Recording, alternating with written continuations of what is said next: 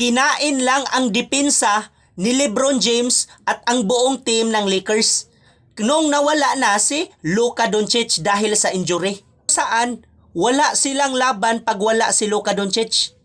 Yun ang sinasabi ko na kung hindi mapilayan si Luka Doncic sa playoffs, bago mag-playoffs, mapilayan siya sa kakabuhat kay LeBron James. Which is, nangyari na yung sinasabi ko na ma-injury talaga si Luka Doncic. Mahirap kasi ang Lakers buhatin, lalo na lahat ng mga players sa Lakers ay mabigat talaga. Pag ikaw ay isang veterano na mapunta ka sa Lakers, talagang bubuhatin mo ang buong team.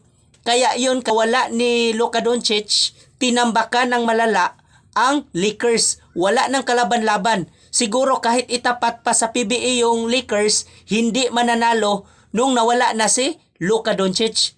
Kaya expected talaga na hindi na makakabalik yun si Luka Doncic, lalo na non-contact ang kanyang injury. Walang involved na players nung na-injury siya. Sarili niyang galaw ang nakadala sa kanya sa injury.